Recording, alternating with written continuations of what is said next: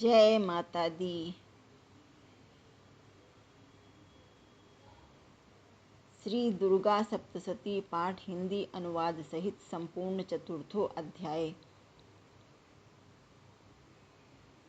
इंद्रादि देवताओं द्वारा देवी की स्तुति। ध्यान। सिद्धि की इच्छा रखने वाले पुरुष जिनकी सेवा करते हैं तथा देवता जिन्हें सब ओर से घेरे रहते हैं, उन जया नाम वाली दुर्गा देवी का ध्यान करें। उनके श्री अंगों की आभा काले मेघ के समान श्याम है। वे अपने कटाक्षों से शत्रु समूह को भय प्रदान करती हैं। उनके मस्तक पर आबद्ध चंद्रमा की रेखा शोभा पाती है। वे अपने हाथों में शंख, चक्र, कृपाण और त्रिशूल धारण करती हैं। उनके 3 नेत्र हैं। वे सिंह के कंधे पर चढ़ी हुई हैं और अपने तेज से तीनों लोकों को परिपूर्ण कर रही हैं।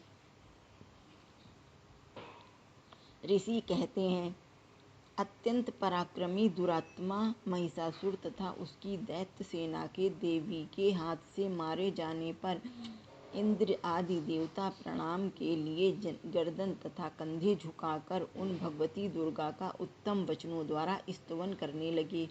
उस समय उनके सुंदर अंगों में अत्यंत हर्ष के कारण रोमांच हो आया था। देवता बोले, संपूर्ण देवताओं की शक्ति का समुदाय ही जिनका स्वरूप है तथा जिन देवी ने अपनी शक्ति से संपूर्ण जगत को व्याप्त कर रखा है, समस्त देवताओं और महर्षियों की पूजनीय उस जगदम्बा को हम भक्ति पूर्वक नमस्कार करते हैं। वे हम लोगों का कल्याण करें। जिनके अनुपम प्रभाव और बल का वर्णन करने में भगवान शेषनाग, ब्रह्मा जी तथा महादेव जी भी समर्थ नहीं हैं, वे भगवती चंडिका संपूर्ण जगत का पालन एवं अशुभ भय का नाश करने का विचार करें। जो पुण्यात्माओं के घरों में स्वयं ही लक्ष्मी रूप से, पापियों के यहाँ दरिद्रता रूप से, शुद्ध अंतःकरण वाले पुरुषों के हृदय में बुद्धि रूप से, सत्पुरुषों में श्रद्धा रूप से तथा कुलीन मनुष्य में लज्जा रूप में निवास करती हैं, उन आप भगवती दुर्गा को हम नमस्कार करते हैं। देवी, आप संपूर्ण विश्व का पालन कीजिए। देवी, आपके इस अचिंत्य रूप का, असुरों का नाश करने वाले भारी पराक्रम का तथा समस्त देवताओं और दैत्यों के समक्ष युद्ध में प्रकट किए हुए आपके अद्भुत चरित्रों का हम किस प्रकार वर्णन करें। आप संपूर्ण जगत की उत्पत्ति में कारण हैं। आप में सत्वगुण, रजोगुण तथा तमोगुण ये तीनों गुण मौजूद हैं, तो भी दोषों से के साथ आपका संसर्ग नहीं जान पड़ता। भगवान विष्णु और महादेव जी आदि देवता भी आपका पार नहीं पाते हैं। आप ही सबका आश्रय हैं। यह समस्त जगत आपका अंशभूत है, क्योंकि आप सबकी आदिभूत अव्याकृता परा प्रकृति हैं। हे देवी, संपूर्ण यज्ञों में जिसके उच्चारण से सब देवता तृप्ति लाभ करते हैं, वह स्वाहा आप ही हैं।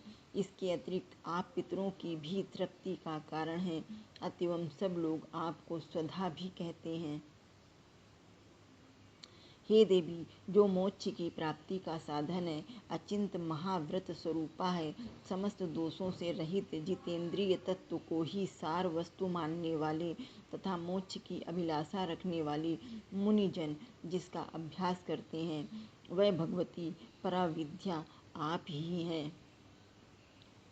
आप शब्द स्वरूपा हैं। अत्यंत निर्मल ऋग्वेद, यजुर्वेद तथा उद्गीत के मनोहर पदों के पाठ से युक्त सामवेद का भी आधार आप ही हैं। आप देवी त्रयी, तीनों वेद और भगवती छयों ऐश्वर्यों से युक्त हैं। इस विश्व की उत्पत्ति एवं पालन के लिए आप ही वार्ता, खेती एवं आजीविका के रूप में प्रकट हुई हैं। आप संपूर्ण जगत की घोर पीड़ा का नाश करने वाली हैं।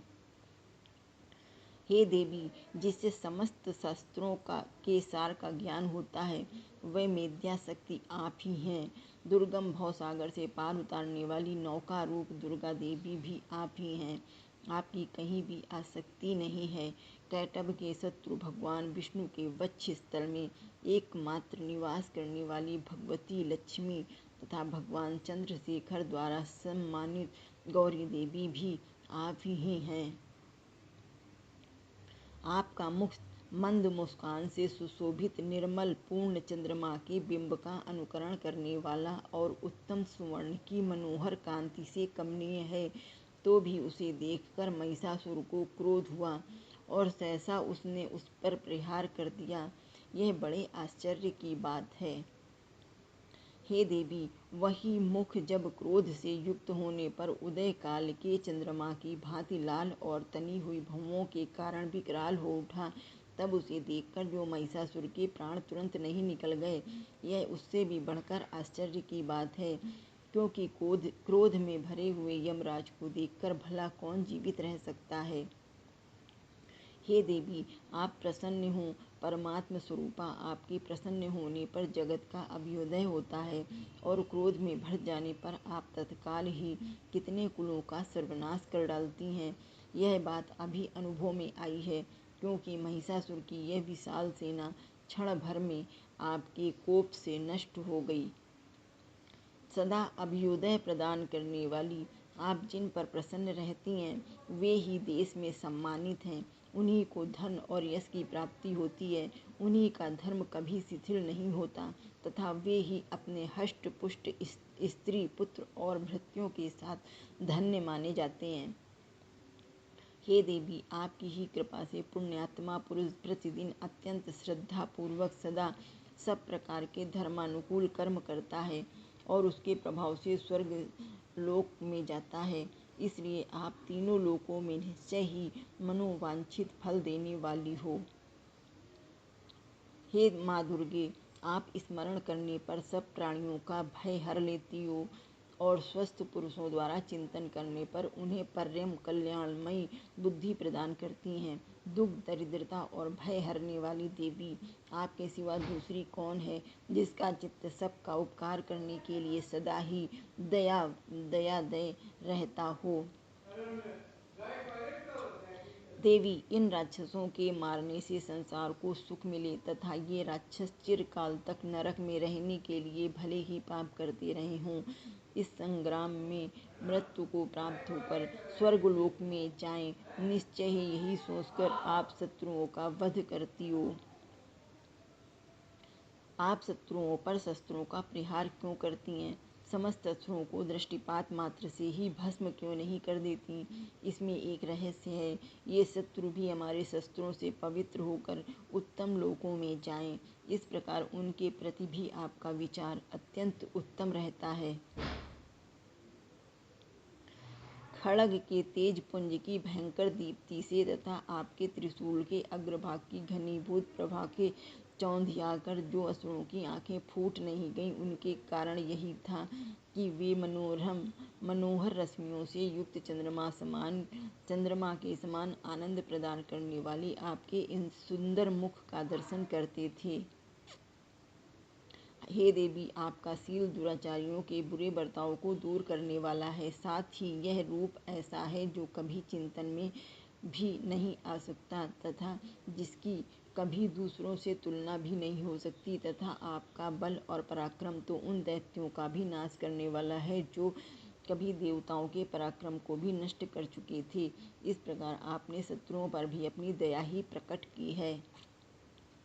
वरदायिनी देवी, आपके इस पराक्रम की किसके साथ तुलना हो सकती है तथा शत्रुओं को भय देने वाला एवं अत्यंत मनोहर ऐसा रूप भी आपके सिवा और कहाँ है। हृदय में कृपा और युद्ध में निष्ठुरता, ये दोनों बातें तीनों लोकों के भीतर केवल आप में ही देखी गई हैं। मात, अपने शत्रुओं का नाश करके इस समस्त त्रिलोकी की रक्षा की है। उन शत्रुओं को भी युद्धभूमि में मारकर स्वर्गलोक में पहुंचाया है तथा उन्मत्त दैत्यों से प्राप्त होने वाली हम लोगों के भय को भी दूर कर दिया है। आपको हमारा नमस्कार है। देवी, आप शूल से हमारी रक्षा करें। अंबिके, आप खड्ग से हमारी रक्षा करें तथा घंटा की ध्वनि और धनुष की टंकार से भी हम लोगों की रक्षा करें। चंडिके, पूर्व, पश्चिम और दक्षिण दिशा में आप हमारी रक्षा करें तथा ईश्वरी, अपने त्रिशूल को घुमाकर आप उत्तर दिशा में हमारी रक्षा करें। तीनों लोकों में आपके जो परम सुंदर एवं अत्यंत भयंकर रूप विचरते रहते हैं, उनके द्वारा भी आप हमारी तथा इस भूलोक की रक्षा करें। अंबिके, आपके कर पल्लवों में शोभा पाने वाले खड्ग, शूल और गदा आदि जो जो अस्त्र हों, उन सब के द्वारा आप हम सब ओर से हम लोगों की रक्षा करें। ऋषि कहते हैं, इस प्रकार जब देवताओं ने जगन माता दुर्गा की स्तुति की और नंदनवन के दिव्य पुष्पों और गंध चंदन आदि के द्वारा उनका पूजन किया, फिर सबने मिलकर जब भक्तिपूर्वक दिव्य धूपों की सुगंध निवेदन से तब देवी ने प्रसन्न वदन होकर प्रणाम करते हुए सब देवताओं से कहा। देवी बोली, देवताओं, तुम सब लोग मुझसे जिस वस्तु की अभिलाषा रखते हो उसे मांगो। देवता बोले, कुछ भी बाकी नहीं है, क्योंकि हमारा यह शत्रु महिषासुर मारा गया। महेश्वरी, इतने पर भी यदि आप हमें वर देना चाहती हैं। भगवती ने हमारी सब इच्छा पूर्ण कर दी। अब हम जब जब आपका स्मरण करें तब तब आप दर्शन देकर हम लोगों के महान संकट दूर कर दिया करें तथा प्रसन्न मुखी अंबिके, जो मनुष्य इन स्त्रोतों द्वारा आपकी स्तुति करे उसे वित्त, समृद्धि और वैभव देने के साथ ही उसकी धन और स्त्री आदि संपत्ति को भी बढ़ाने के लिए आप सदा हम पर प्रसन्न रहें। ऋषि कहते हैं, राजन, देवताओं ने जब अपने तथा जगत के कल्याण के लिए भद्रकाली देवी को इस प्रकार प्रसन्न किया, तब वे तथास्तु कहकर वहीं अंतर्ध्यान हो गईं। भूपाल, इस प्रकार पूर्व काल में तीनों लोकों का हित चाहने वाली देवी जिस प्रकार देवताओं के शरीरों से प्रकट हुई थी, वह सब कथा मैंने कह सुनाई। अब पुनः देवताओं को उपकार करने वाली वे देवी दुष्ट दैत्यों तथा शुंभ निशुंभ का वध करने एवं सब लोगों की रक्षा करने के लिए गौरी देवी के शरीर से जिस प्रकार प्रकट हुई थी, वह सब प्रसंग मेरे मुँह से सुनो। मैं उसका तुमसे यथावत वर्णन करता हूँ। जय माता दी।